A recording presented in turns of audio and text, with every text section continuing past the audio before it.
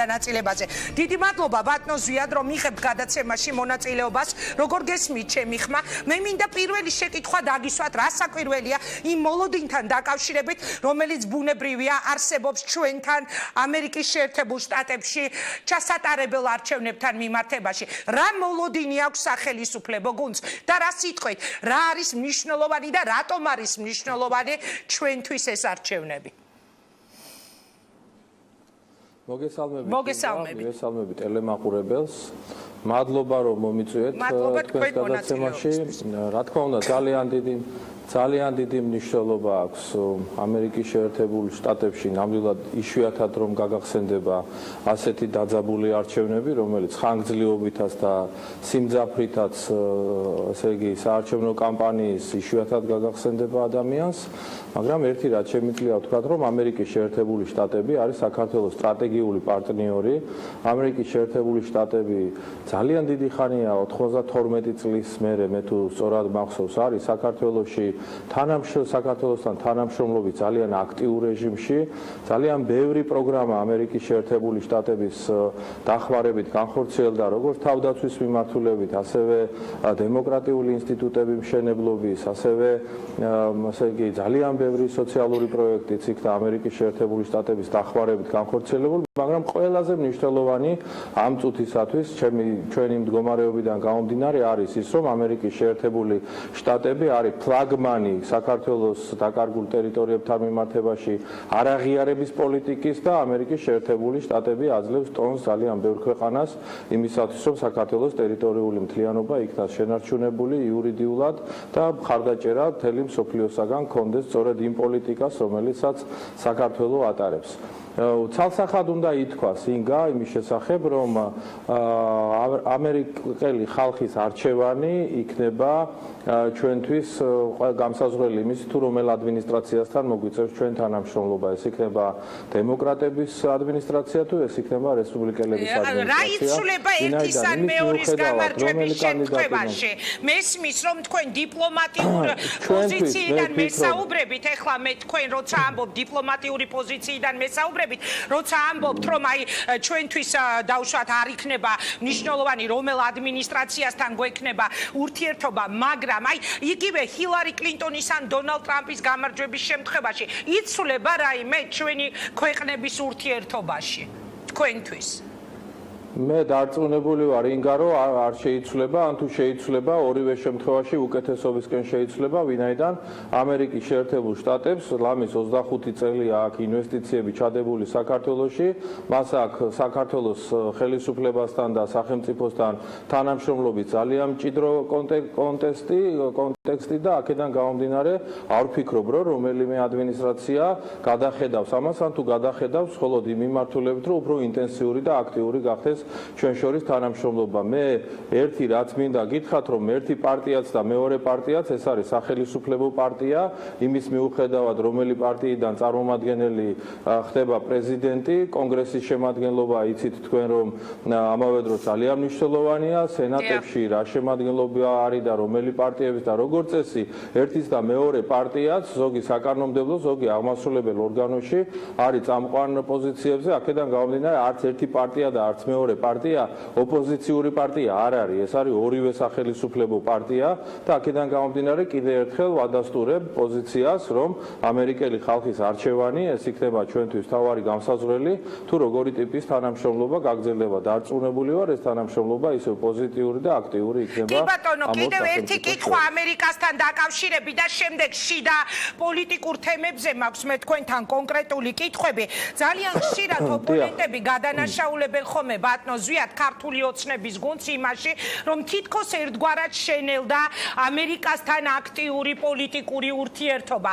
ძალიან ბევრჯერ მე მომისმენია, რომ ამაში დაუდანაშაულები ხართ თქვენს ოპონენტებს, რა? შეგიძლიათ თქვათ ამ თემაზე, რა გაქვთ პასუხი, როცა ასეთი ტიპის ბრალდებებს ისმენთ? ინგა, ოპონენტი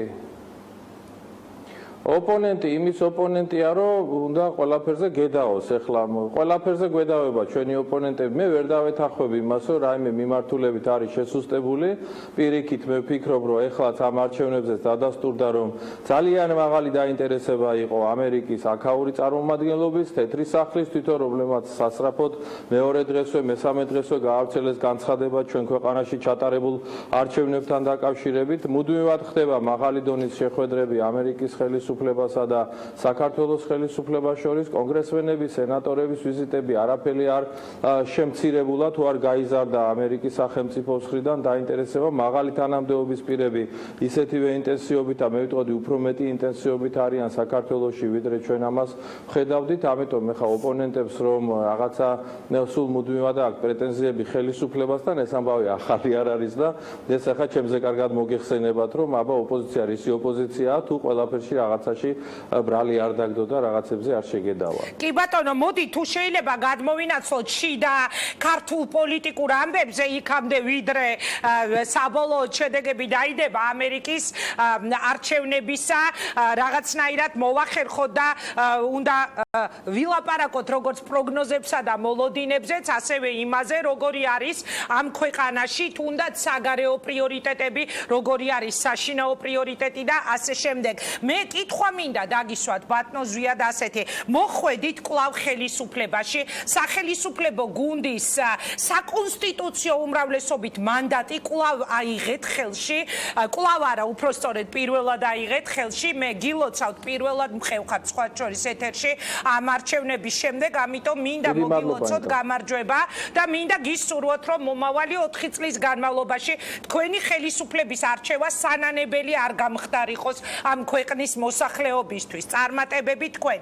ახლა კი მინდა გკითხოთ, გუნდი, რომელიც მოვიდა კვლავ ხელისუფლებაში, რამდენად საიმედოა ეს გუნდი, რამდენად არის უნარიანი, რომ მოაგვაროს ამ ქვეყნის მთავარი პრობლემები, რამდენად არის უნარიანი, რომ 4 წლის განმავლობაში მაინც მოახერხოს და შეასრულოს 2012-ში გაცემული პირობა, რომ მაგალითად მე-4 წელი საუკეთესო წელი გვექნებოდა. რა სიტყვით?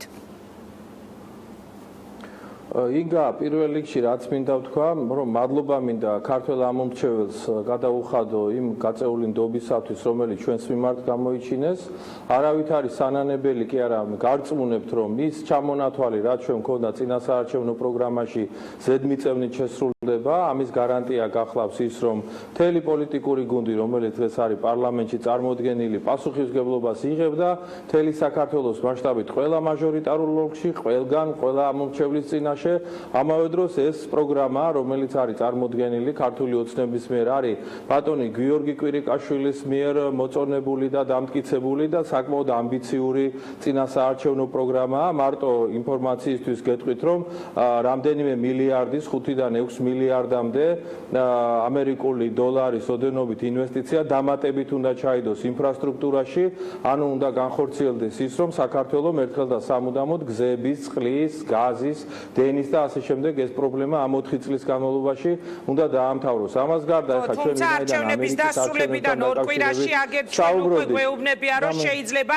მაგალითად ტარიფმა მოიმატოს, დენის ტარიფზე მაქვს საუბარი და გუშინ როცა ეს ინფორმაცია გავრცელდა, ხალხი გაოცებული დარჩა, ანუ არჩევნებიდან სულ რაღაც 2 კვირაში დაიწყო ამაზე საუბარი. ინგა, მე მაგაზე აუცილებლად პასუხს გაგცემ. პირველი რაც მინდა გითხრათ, რომ ჰილარი კლინტონის წინასაარჩევნო დაპირებაში დევს, რომ ამერიკის სრულ ინტერნეტიზაციას განახორციელებს მისი გამარჯვების შემთხვევაში და ამას აკეთებს სოფლიოს პირველი ეკონომიკა ეხლა 2016-2021 წლის განმავლობაში ამერიკაში და ჩვენი ხელისუფლება გიორგი კვირიკაშვილის ხელმძღვანელობით აცხადებს, რომ 2 წლის განმავლობაში ჩვენ სრული ინტერნეტიზაცია გვექნება. რაც შეეხება ტარიფებთან დაკავშირებით თქვენ შეკითხვას, მინდა გითხრათ, რომ დღეს გამოვიდა მარეგულირებელი კომისიის თავმჯდომარე და ამაზე უფრო კომპეტენტური პირი ტარიფებთან დაკავშირებით საქართველოში არ არის და განაცხადა, რომ არავით არის საფუძველი არ არსებობს ასეთი ტიპის ინსინუაციების, რომელიც გავრცელდა და ეხლა რა თქმა უნდა ეს გავრცელებული ხმა შეიძლება ოპოზიციისთვის იყოს მუდმივად სალაპარაკო იმის მიუხედავად, თუ რას ლაპარაკობს მარეგულირებელი კომისიის თავმჯდომარე. მე მე გეუბნებით, რომ არავითარი საშიშროება ასეთი ტიპის არ არსებობს და მთელი საპარლამენტო გუნდი, რომელიც არის ეხლა შეკრებილი და სამთავრობო გუნდიც, რომელიც დამტკიცდება სულ რაღაც პარლამენტის შეკრებიდან ალბათ ერთ კვირაში მაქსიმუმ 10 დღეში დაიწყებს დაუყოვნებლივ იმ პროგრამების განხორციელებას, რომელიც არის შეთავაზებული მისი მხრიდან ქართული ამორჩევის რამდენად გაამართლებს ეს გუნდი. დიახ, ბრძანე დაასრულეთ და დაგისვათ გუნდი თქვენ მე ეს კითხვა დამისვით და მე მინდა გითხრათ, რომ იშვიათად მე ახლა თქვენ იცით და მოგეხსენებათ, რომ დიდი ხანია ვარ ქართულ პოლიტიკაში ეროვნული მოძრაობიდან მოყოლებული, ბევრი პარლამენტის წევრიც გახდი, რამდენიმე მოწვევის პარლამენტის წევრიც გახდით, ეს ჩემთვის მეხუთე წევრობა არის პარლამენტის, თუ არ ჩავთვლით, თუ ჩავთვლით იმასაც, რომ 2008 წელს ჩვენ უარი განვაცხადეთ ოპოზიციურმა სპექტრმა მაშინდელ პარლამენტში შესვლაზე და ასეთი კვალიფიციური შემადგენლობა პარლამენტის, როგორიც ეხლა მე არ მინახავს. ყველა მიმართულებით ეკონომიკის, ფინანსების, ჯანდაცვის, სოციალური თემების, საგარეო მიმართულებით არის ძალიან სერიოზული ახალგაზრდა სპეციალისტების გუნდი შეკრებილი და მე დარწმუნებული ვარ, რომ ისინი იქნებიან ძალიან ეფექტურები თავიანთ საპარლამენტო საქმიანობაში. ისევე როგორც დარწმუნებული ვარ, რომ მთავრობა და პარლამენტი ეს იქნება ჰარმონიული თანამშრომლობის რეჟიმში იმისათვის, რათა სწრაფი განვითარების გზით მივაღწიოთ თითეული ოჯახის კეთილდღეობას. ეს არ არის ლიტონის სიტყვები, მე დარწმუნებული ვარ, რომ ის ეკონომიკური პერსპექტივები, რომელიც ჩვენ გვაქვს, იგივე ჩინეთთან თავისუფალი ვაჭრობის რეჟიმი, იგივე აბრეშუმის გზის თემა, იგივე ესე იგი ინფრასტრუქტურული პროექტების განხორციელება და ასე შემდეგ, სავსებით რეალურ შესაძლებლობას გვაძლევს, რომ საქართველოს 4 წლის შემდეგ იყოს გაცილებით მდიდარი და კარგი ეკონომიკის ნახოთ ეს პირველ რიგში ალბათ მოსახლეობამ უნდა იგრძნოს საკუთარ თავზე. მე შეგახსენებთ, რომ ყველა კვლევით, საერთაშორისო ორგანიზაციების კვლევით, პირველ, მეორე, მესამე ადგილებზე არის გადანაწილებული უმუშევრობა და სიღარიბე. ამიტომ რასაკვირველია, ამას პირველ რიგში თუ შეასრულებთ, იგრძნობს მოსახლეობა. სწორედ ამ კონტექსტში მინდა ჩემი შემდეგი შეკითხვა დაგისვათ ბატონო ზვიად. ის ფაქტი, რომ პრემიერ-მინისტრი ადასტურებს, რომ ცვლილებები იქნება ეკონომიკურ გუნდში, არ იქნება მაგალითად ძალოვანი მიმართულებით, არ იქნება განათლების, არამედ იქნება ეკონომიკურ გუნდში და ის რომ წავლენ უკვე ეს დაუდასტურებელია, მაგრამ სარწმუნო ინფორმაცია ფინანსთა მინისტრი ხადური, ბატონი ნოდარ ჯავახიშვილი და ასე შემდეგ. იმისი აღიარება ხომ არ არის თქვენი გუნდის და პირველ რიგში პრემიერის მხრიდან, რომ ქართული ოცნების ყველაზე სუსტი რგოლი გასული 4 წლის განმავლობაში აღმოჩნდა სწორედ ეკონომიკური გუნდი. ის რომ დაპირებების მიუხედავად ტარიფები გაიაფთებოდა, ცხოვრება უფრო საამური გახდებოდა, ყველა საკუთარ თავზე იგრძნობდა, გაცილებით დიდ შეღავა წინა წლებთან დაკავშირებით ვერ შესრულდა, ამაში ბრალი მიუძღვის ეკონომიკურ გუნდს. ასე უნდა მივიღოთ ეს მოცემულობა, რომ არ იცვლებიან სხვა მინისტრები, მაგრამ იცვლება გუნდი ეკონომიკის მიმართულებით. ინგა, დიდი მადლობა ამ კითხვისთვის. ერთ რამეს გეტყვით, რომ ეკონომიკური გუნდი როგორი ფორმით შეიცვლება, ამას თავად პრემიერ-მინისტრი განსაზღვრავს, ეს მისი პრეროგატივაა. ეკონომიკა არის ჩვენი ძირითადი საზრუნავი შემდეგი 4 წლის და გარწმუნებთ, რომ ჩვენი მთავარი გამოწვევაც სწორედ უმუშევრობა და სიღარიბის დაძლევა იქნება, ამიტომ ამ მიმართულებით თქვენ თავად ნახავთ, თუ როგორი ტიპის ძალიან აქტიური და დინამიური ნაბიჯები იქნება გადადგმული. რაც შეეხება 4 წლის განმავლობაში ვერსიას, რომ აი ჩვენ ვერ შევასრულეთ დაპირებები. მე ერთი რამ მინდა გითხრათ, ერთადერთი ფაქტორი იყო მხოლოდ და მხოლოდ დამაბკოლებელი, ეს არის ეკონომიკური კრიზისი, რომელიც რეგიონში და მე ვიტყოდი მთელ მსოფლიოშია და აქედან გამომდინარე ეკონომიკური ზრდის ტემპები არ იყო ისეთი, როგორიც ჩვენ გვინდოდა. მაგრამ თუ შევადარებთ რეგიონში არსებულ ვითარებას, საქართველოს საკმაოდ დამაჯერებლად გამოიყურებოდა ამ მიმართულებით და ეკონომიკურ გუნდს დააბრალო ახლა ის, რომ ლარის კურსი და დოლარის მიმართება და ლარისა და დოლარის მიმართება ერთმანეთთან არის ასეთი თანაფარდობით, არის ძალიან სერიოზული უსამართლობა, უნდა გითხრათ. ეკონომიკა არა დაგეგმილი, არამედ უფრო ნაკლები ტემპით განვითარდა იაპონიაშიც და ჩვენ მსოფლიოს მეორე ეკონომიკის მქონე ქვეყანა შეგვიძლია დავადანაშაულოთ იმაში, რომ მათი სამთავრობო გუნდი და ეკონომიკური გუნდი ცუდად მუშაობს. არა, არის ხოლმე პერიოდები, როდესაც ასეთი ტიპის კატაკლიზმები ეკონომიკური თუ ფინანსური თვალსაზრისით ინდექსით დაატყდება ხოლმე თავს მსოფლიოს. ამიტომ ეს რეალობად უნდა მიიღოს. ინგა ახლა მე რასაც ვამბობ, ამას პირველად მე არ ვამბობ და თქვენს პირველად არ გესვით ამის შესახებ არც დასმული კითხვა და არსებული პასუხებიც და უნდა გითხრათ, რომ ჩვენ 2012 წელს როცა ჩავიბარეთ ხელისუფლება მაშინ იყო შესაქმნელი ეკონომიკის საფუძვლები. საფუძველი იყო ის, რომ ბიზნესი არ უნდა დაატერორო, ის რომ სასამართლო უნდა არსებობდეს. არაფერი, თქვენი ოპონენტები სულ ამას გეუბნებიან. ბიუჯეტი სავსე დაგიტოვეთ, აწყობილი ქვეყანა, ლარი რა დღეში ჩააგდეთ, ლარის გაუფასურება და ასე შემდეგ.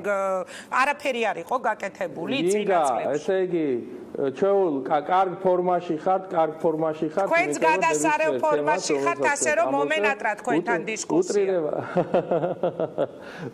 უტრირებას აკეთებთ, არაფერი არ იყო გაკეთებული. მე ერთ რამეს გეტყვით, ახლა ბიზნესს, როდესაც აწიოკებ, ატერორებ, ართმევ საკუთრებას, ნოტარიუსს მიიყვან და ღამის 3 საათზე ბიზნეს წილებს გადააფორმებინებ, ეს არ არის ის ვითარება, როცა არის საკუთრების უფლება ქვეყანაში და ეს ფუნდამენტალური უფლებაა და ეს არის ეკონომიკის განვითარებისთვის ნომერ პირველი ამოცანა. თუ სასამართლო არ არის სამართლიანი და ბიზნესი ნებისმიერ შემთხვევაში 100%-დან 100-ს წააგებს სახელმწიფოსთან, რა თქმა უნდა, ასეთ შემთხვევაშიც შეუძლებელია ბიზნესი განვითარდეს და აქედან გამომდინარე ეკონომიკამაც რაღაცა წინ ნაბიჯები გადადგას. მე არ მithქვამს, რომ მათ არაფერი არ გაუკეთებიათ, მაგრამ აი ეს ფუნდამენტალური უფლებები, რომელიც ბიზნესს აქვს და რომელიც საკუთრების უფლების სახით ჩვენ კონსტიტუციაში გვიწერია, იყო დარღვეული. ბიზნესი დამშვიდებულია, ბიზნესი დაწყნარებულია. ამ არჩევნების შემდეგ ბიზნესი კიდევ ერთხელ დარწმუნდა, რომ მათ სრული შესაძლებლობა აქვს იმისი, რომ დაიწყონ ძალიან მნიშვნელოვანი პროექტების განხორციელება. თუნდაც ინგა მოგების გადასახადის გაუქმება,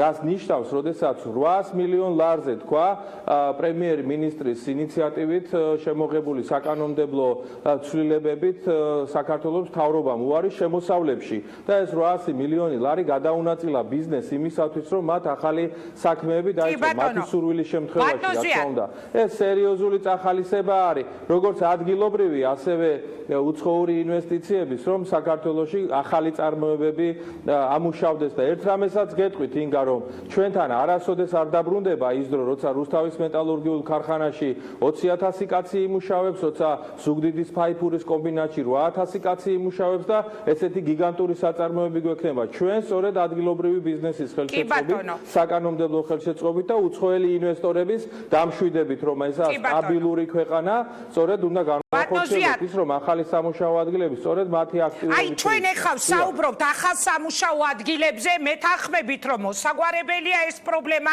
ყველა გამოკითხვით კიდევ ერთხელ ვიმეორებ, ეს არის მთავარი პრობლემა ხალხის დასაქმება და ასე შემდეგ და მაშინ აქედან გამომდინარე ერთ კითხვაზე მინდა ეხლა მე მივიღო ვიცე-სპიკერის და გუნდის ერთ-ერთი ლიდერის პასუხი.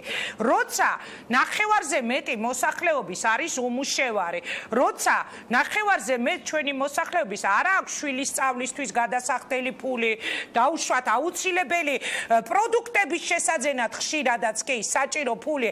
ამ დროს როცა ამდენი პრობლემა აქვს მოსაგვარებელი, ხელისუფლებაში ხელმეორედ მოსული ქართული ოცნება, რომელმაც საკონსტიტუციო უმრავლესობა აიღო ხელში, რატომ იცლის პირველი რიგის ამოცანად გადაჭრას მაგალითად ისეთი თემები, როგორიც არის საკონსტიტუციო ცვლილებები, ქორწინების შესახებ, ან გნებავთ პრეზიდენტი ხალხმა უნდა აირჩიოს თუ პარლამენტმა უნდა აირჩიოს.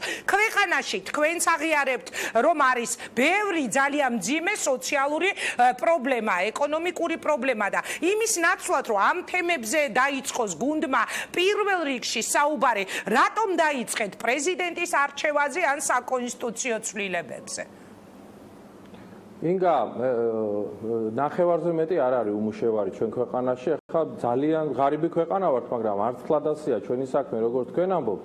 ძალიან ბევრი უმუშევარია, მე არ მინდა ციფრი ვთქვა, მაგრამ 200,000 სამუშაო ადგილი შექმნა 4 წლის თავზე დამატებით სამუშაო ადგილი შექმნა ეს ჩვენ საარჩევნო პროგრამაში დევს და ეს სამუშაო ადგილები ირიბად კიდე შექმნის თავისი მხრიდან სამუშაო ადგილებს. თუ ნებას მომცემთ, ერთი წუთი მინდა სულობ, თქვა რას ნიშნავს ეს ირიბი სამუშაო ადგილები. მაგალითად, აბრეშუმის გზა ჩინეთიდან, რომელიც რკინიგზის გაყვანას გულისხმობს საქართველოში, გულისხმობს სარკინიგზო დეპოების გაკეთებას, გულისხმობს სხვადასხვა ტიპის ნაგებობების აშენებას, გულისხმობს რა ვიცი, კვების ობიექტების და ასე შემდეგ და ასეთი ტიპის ირიბი სამუშაო ადგილები შეუძლია შექმნას იმ რკინიგზის მშენებლობას, რომელშიც ჩინეთს ძალიან დიდი ინვესტიცია აქვს ჩადებული. ასევე მინდა გითხრათ აქ რომ ეს უბრალოდ განმარტებისთვის კიდე ერთხელ ვადასტურებ რომ ძალიან ბევრი არის მაღალია უმუშევრობის დონე ქვეყანაში, მაგრამ ეხლა ღმერთმა დაგვიფაროს რომ ნახევარზე მეტი ადამიანი იყოს უმუშევარი. ნუ ვიდავეთ ციფრებზე, თქვათ რომ პირველი რიგის ამოცანა რა უნდა იყოს. პირველი რიგის ამოცანებთან დაკავშირებით ინგა პრემიერ-მინისტრმა რამდენიმეჯერ გააკეთა განცხადება, ანუ ჩვენი პოლიტიკური გუნდის მთავარმა პოლიტიკურმა ფიგურამ, ჩვენი პოლიტიკური ლიდერი გახლავთ ბატონი გიორგი კვირიკაშვილი. ასეთივე განცხადება გააკეთა ირაკლი კობახიძე, მომავალი პარლამენტის თავმჯდომარემ, რომ საკონსტიტუციო ცვლილებების თემები ჩვენ არ გვიდგას პოლიტიკურ დღის წესრიგში დღესვე. ყველა საკონსტიტუციო ცვლილება იქნება ფართო კონსენსუსის შედეგად მიღწეული მხოლოდ მას შემდეგ, როცა კონსტიტუციაზე მომუშავე სამუშაო ჯგუფი შეიქმნება საქართველოს პარლამენტში და ფართო საზოგადოებრივი კონსენსუსის გარეშე არავინ არავითარი გადაწყვეტილების მიღებას არ აპირებს. ეს ყველაზე მაღალი თანამდებობის პირებმა ჩვენი პოლიტიკური გუნდიდან განაცხადეს და მე კიდე ერთხელ თქვენ ეთერში არ დაგზარდებით და იგივეს ვიტყვი. ამიტომ ის თემა რომ ეხლა ჩვენ სასწრაფოდ დავიწყებთ ეხლა პრეზიდენტი როგორი წესით იქნას არჩეული და ესე იგი ქუთაისი თბილისის თემა დავაყენოთ დღის წესრიგში ან თუ გნებავთ სხვა საკონსტიტუციო ცვლილებები, ასე არ არის. ეს ყველაფერი იქნება საზოგადოებასთან, პოლიტიკურ სპექტრთან, არასამთავრობო სექტორთან შეთანხმების შედეგად მიღებული. კი ბატონო, ბატონო ზიადი, არ ვიცი იმედია გესმით ჩემი ერთი კითხვა მინდა დაგისვათ, რაც შეეხება თანამდებობების გადანაწილებებს. გავრცელდა ასეთი ინფორმაცია, რომ მანანა კობახიძე მაგალითად, რომელსაც შესთავაზა ქართულმა ოცნებამ ადამიანის უფლებათა დაცვის კომიტეტის თავმჯდომარეობა, უარს ამბობს დაიკავოს ეს პოსტი. შეგიძლიათ მითხრათ, რატომ გაანაწყენა გუნდმა პარლამენტის ჯერ კიდევ მოქმედი ვიცე-სპიკერი? მაშინ, როდესაც თქვენ შეინარჩუნეთ თქვენი პოზიცია, რატომ ვერ შეინარჩუნა ეს პოზიცია მანანა კობახიძემ? იგი უარს ამბობს ადამიანის უფლებათა დაცვის კომიტეტის თავმჯდომარეობაზე. რა მოხდა? ეს არის ძალიან საინტერესო კითხვა. ბატონმა ჭკუასელმა თქვა, რომ კობახიძეო განაწყენებულიაო ერთგვარადო. მაინტერესებს თქვენ რა სიტყვით თქვენს კოლეგაზე. მე ძალიან მარტივი პასუხი მაქვს ჩემო ინგა, ერთი რაც მინდა გითხრათ, რომ საპარლამენტო ბერკეტებთან დაკავშირებით კონსულტაციები დამთავრდა ძალიან მალე, დიდი ნაწილი საპარლამენტო ბერკეტებისა იქნა ასეთ ფორმატში გადანაწილებული, დარჩენილია რამდენიმე საკვანძო თანამდებობა, რომელზეც ახლაც მიმდინარეობს კონსულტაციები. ქალბატონი მანანას თემას, რაც შეეხება ქალბატონმა მანანამ თავად განაცხადა, რომ არავითარ ნაწყენობას არ აქვს ადგილი, უბრალოდ კონსულტაციები გრძელდება და კონსულტაციები როცა დასრულდება, ყველანი ერთად ჩვენ ვიხილავთ, რომ არავითარი ახლა აქ რაღაც პრობლემატური დაუშვათ ამ საპარლამენტო ბერკეტების განაწილება და სხვათა შორის არც სამთავრობო ბერკეტების განაწილება არ არის ქართული ოცნებისთვის. ეს არ არის ის პოლიტიკური ძალა, რომელიც ესე იგი საპარლამენტო ან სამთავრობო თანამდებობებისათვის ერთმანეთს ან უპირისპირდებიან, ან ერთმანეთთან ურთიერთობა ეძაბებათ და ასე შემდეგ. ეს 1000 ჯერ დაადასტურა ქართულმა ოცნებამ წინა 4 წლის განმავლობაში და ვფიქრობ, რომ მომავალი 4 წელიც არ იქნება ამ თვალსაზრისით რაიმე ნეგატივის შემცველი. კარგი, და სულ ბოლო კითხვა უნდა დაგისვათ, უკვე უნდა გადავიდე ორიოდე წუთში სალომე სამადაშვილთან. ბატონო ზვიად, დღეს თქვენ ასეთი განცხადება გააკეთეთ, ერთი არის ნაციონალური მოძრაობა, სულ მალე მიშისტება და გიგისტებად, ანუ გიგაბოკერიას მხარდამჭერებად დაიყოფაო. მე მინდა გაგიმეოროთ ეს კითხვა, ანუ უკაცრავად ნაციონალური მოძრაობა ორ ჯგუფად დაიყოფაო, როდესაც გააკეთეთ განცხადება ბოკერიას მიმდევრება და მიხეილ სააკაშვილის მხარდამჭერებადო. სწორედ აი ამის გაგრძელება. სააკაშვილი გადადგა ოდესის გუბერნატორობიდან, ელოდებით თუ არა მის უფრო მეტად გააქტიურებას ქართულ პოლიტიკაში და მიღებული გაქვთ თუ არა მაგალითად უკვე გუშინდელი დღიდან გადაწყვეტილება, რომ ვინაიდან იგი აღარ წარმოადგენს ოფიციალურ თანამდებობის პირს უკრაინაში, ხელახლა მოითხოვოთ უკრაინული მხარიდან იმ პრეზიდენტის გადმოცემა საქართველოსთვის, ვის წინააღმდეგაც საქმეა აღძრული. ესაა ჩემი ბოლო კითხვა. ინგა მადლობა. ბოლო კითხვიდან დავიწყებ. მე ეს არ არის ჩვენი როგორც პოლიტიკური ძალის პრეროგატივა. ჩვენ ქვეყანაში არსებობს სასამართლო, არსებობს პროკურატურა, ის ორგანოები თავად გადაწყვეტენ თუ რა ნაბიჯი უნდა გადადგან არსებული რეალობიდან გამომდინარე. მე არაფერი პასუხი ამასთან დაკავშირებით არ მაქვს და არც უნდა მქონდეს, უნდა გითხრათ, იმიტომ რომ ჩვენ სამართლებრივი სახელმწიფო უნდა ავაშენოთ და სასამართლომ მიიღო გადაწყვეტილება და პროკურატურა აცხადებს ბრალეულობას მიხეილ სააკაშვილისა, ამიტომ მე ვფიქრობ, რომ ეს ინსტიტუტები იზრუნებენ მაგ თემაზე. რაც შეეხება დაიშლებიანო, ჩემი პროგნოზი დაიშლებიან, ხო მე არ მithქვამს, მე ვთქვი, რომ უკვე დაიშალნენ მეთქი. არის ორი ნაწილი ნაციონალურ მოძრაობაში, ერთი ეგრეთ წოდებული ბოიკოტისტები, რომლებიც აცხადებდნენ, რომ არ უნდა შემოსულიყვნენ პარლამენტში და ბოიკოტირება გაეწიათ მეორე ტურებისთვის. დიახ, მეორე ტურისთვის ბოიკოტირება უნდა გაეწიათ და მათ ოპონირების რეჟიმი წარმოედგინათ სრულიად სხვაგვარად და ქალბატონი სანდრას გადაწყვეტილება დღევანდელ დღეს ადასტურებს იმას, რომ ის სწორედ ამ ფრთას მიეკუთვნება, თავისი მეუღლის ფრთას პირობითად ვთქვათ. რაც შეეხება მეორე ნაწილს, ისინი აცხადებენ, რომ საპარლამენტო ბერკეტები უმნიშვნელოვანესია და საპარლამენტო ბრძოლა არის ძალზე მნიშვნელოვანი და მე ვეთანხმები იმას, რომ აუცილებელია, რომ გამოიყენო ეს საპარლამენტო ბერკეტები და რაც არის დაუშვათ პოლიტიკური ნებათაღელვა თუ დაპირისპირება ეს პარლამენტის კედლებში გაცილებით უმჯობესია იყოს ვიდრე ქუჩაში ან სადმე სხვაგან. ეს არის ქვეყნის განვითარებისათვის ძალიან მნიშვნელოვანი. ჩვენ ყველას ერთად გადაგვიტანია ის პერიოდი, როდესაც იყო ოპოზიცია ბოიკოტირების რეჟიმში, ჩვენ მქონდა ქუჩაში აქციები, იყო რეჟიმი ისეთი, რომელსაც პანაირად ვერ შეებრძოლებოდი. ეს პერიოდი ღვთისწყალობით ჩაბარდა უკვე ისტორიას და მე ვფიქრობ, რომ ჩვენ სრულიად სხვა სიმაღლეზე გადასული ქვეყანა ვართ დღეს პოლიტიკური კულტურის თვალსაზრისით და მე ვფიქრობ, რომ ცივილური მინუს სააკაშვილი თქვენთვის ნაციონალური მოძრაობა უფრო მისაღები ოპოზიციაა და ვასრულებ გადავდივარ პირველი შეკითხვით უკვე არა, ეს ჩემი საქმე. ეს ჩემი საქმე არ არის, ინგა, ვინ ვის მინუს დაუსვამს რა. მათი საქმეა, შიდა პარტიული საქმეა, უნდათ მინუსი დაუსვან სააკაშვილს, უნდათ პლუსი დაუსვან.